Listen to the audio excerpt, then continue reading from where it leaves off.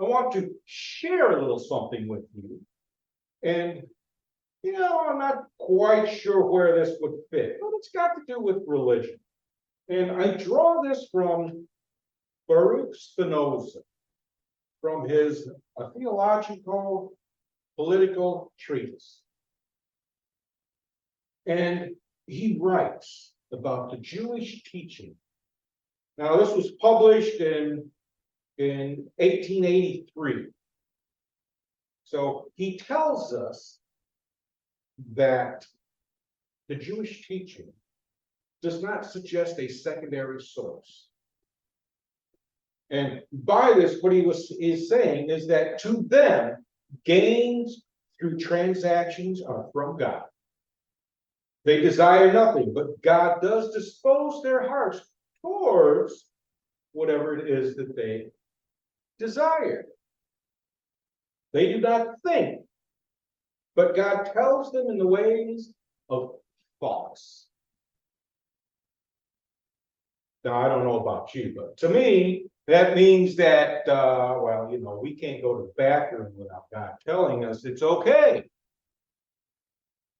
But I'm sure there's more in it than that. But the idea here is what I perceived from many when I first stepped into spiritualism. I asked questions.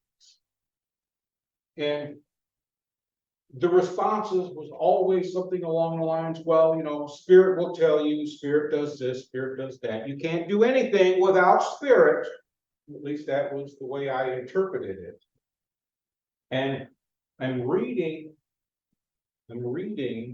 Moses Hall's Encyclopedia of Biblical Spiritualism. And we're going to touch on a little bit of that in a moment. But in it, he talks about the evil spirit from God coming upon people. And he points out the verses, and me being the way I am, I look these verses up and I look at the whole thing. And when I read the whole thing, these evil spirits that come upon them that were sent by the Lord were jealousy, envy, and the like. And, I just can't picture that. But this explains it. This explains it because for some people, and it's not just Jewish teaching, for many people, this is all sent from the same place, all sent from God. So, any comments or questions?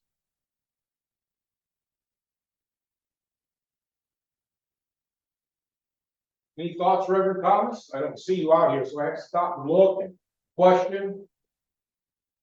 I have a thought. Thank you, Reverend Philip. You just, when you say that, it reminds me that at the time of Jesus, the beliefs of the Hebrew people, of the Jews, were that all illness was possession of an evil spirit, basically. And so there's a lot of the New Testament, which is about Jesus, expelling evil, cure them of some disease. And I think that these inspired or writings are usually colored of the time. Was not just during the time of Jesus, was not just during the 1800s. That belief is here today because I met someone who told me they were diagnosed with schizophrenia, and all of a sudden they stopped what they were doing. They pulled out this Bible verse and read it aloud, and I'm thinking, okay, well, I kept my mouth shut. So that belief is still here. And you had something you'd like to share, Sharon? Kind of similar idea was that I heard people say, even today, that if they have the emotions that you were talking about, jealousy and envy and rage and all of that, that those are put there by the devil. So the devil is doing that. It's not you, it's the devil. And I, just can't abide by that one bit, but I'm gonna own that. If I'm feeling jealous or something, and that's me, and then nobody's putting that on me, that's my lesson to learn. So I just, so that's what they reminded me of when you mentioned about those emotions that God sent it. Well, a lot of people today think that the devil sent it, not God. Well, you So, can thank Luther for that. okay. When he initiated the Reformation, Oh, okay. gosh, I want to say maybe 1500. Yeah, I was thinking He 60. was around. He was around when Nostradamus was here. Okay, Because Nostradamus was uncomfortable with what he was teaching, and his reformations all came from this dissatisfaction with the church right. and how they, well, let's not even go into Yeah, that. But right. anyway, he reshaped the religious thought Okay. of that time. And a lot of that is what we draw on. Mhm. So I want to thank all of you for allowing me to share that with you.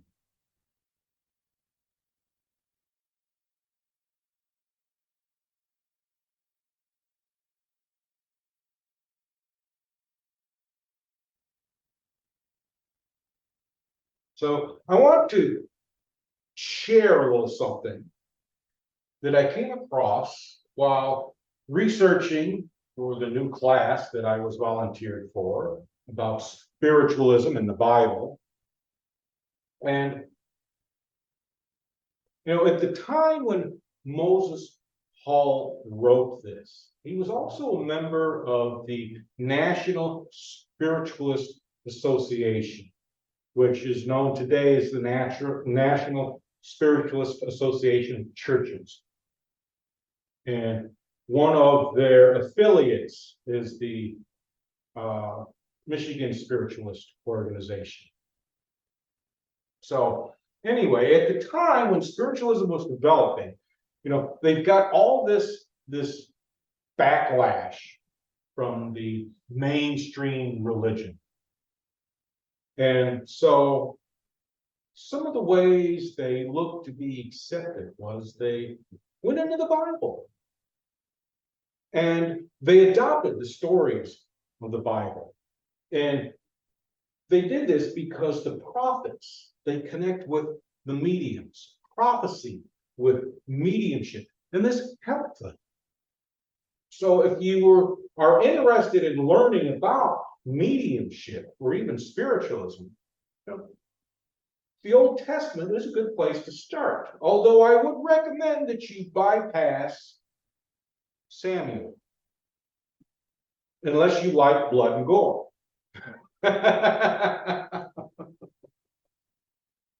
But in this particular instance, this is about Moses and Aaron when they when the people were being led out of Egypt. And talked a little bit about this. But this is about when Moses and Aaron would go into the tabernacle, the Holy of Holies. Because when they did this, it was a type of mediumship. Cabinet mediumship is what it was. And in this particular instance, within this enclosed area, now mind you, this was a tent. This was a very big tent with an enclosed area in it. And there was a chair, probably much better than the one that's in front of us here. But there was a chair, probably not, because they were in the desert. So it was probably much more simpler. And they would focus on this chair for their mediumship, because that's what it was. Because Moses Paul described Yah-weh as being the chief of the mount, an Egyptian chieftain who led his people into the mountains during the flood season. So without going too far into that, now, before they could go into this area here, They had to purify themselves. And this purification is part of achieving a state of mind.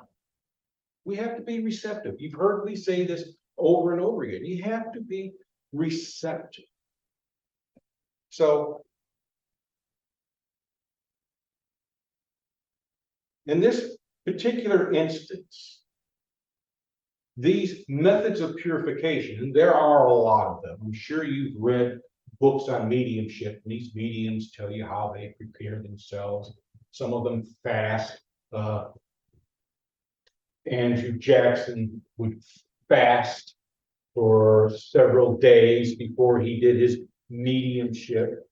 And I think Swedenborg did something similar. Fasting was a common thing. But in this instance, in order for Moses and Aaron to step into this Holy of Holies, gaze upon the chair where Yah-weh would present himself or give his messages, they had to provide a sacrifice. They had to wash themselves, and they had to dress themselves in clean clothing. Now, this was how they prepared themselves. And there are a variety of ways to prepare yourself when you go into some place that's overwhelming. I don't know. What are your thoughts on that? Before we get into the rest of this, what are your thoughts on that? How do you, maybe I should ask this. How do you prepare yourself for your mediumship? Or to put it in simpler language, how do you prepare yourself to go within? I do deep breathing. Deep breathing? Say a prayer. And a prayer? What kind of prayer?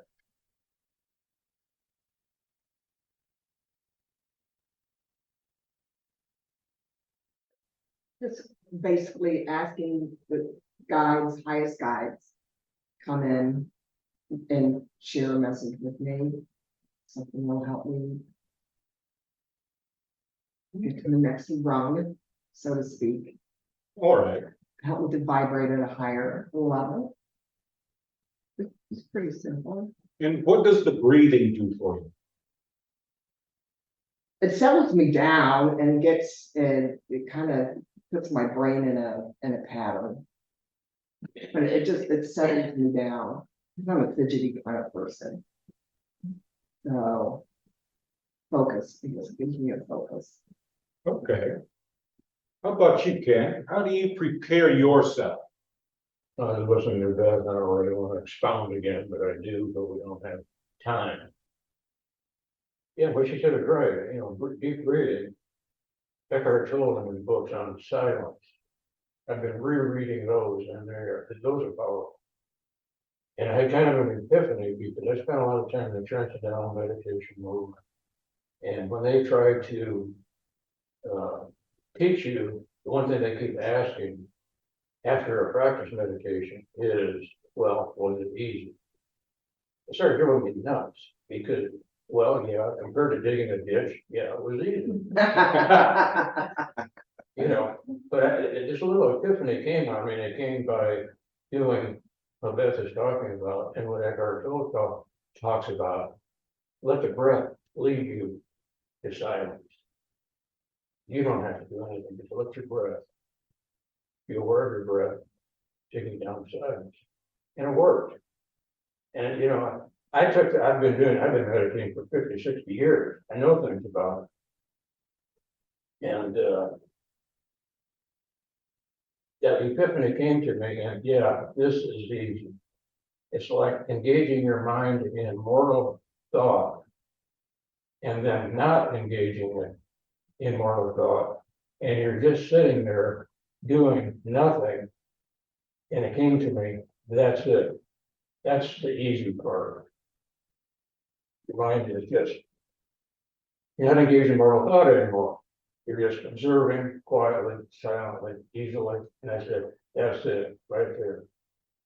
40, 50 years later, after taking the class, I finally came to what they meant by was it easy.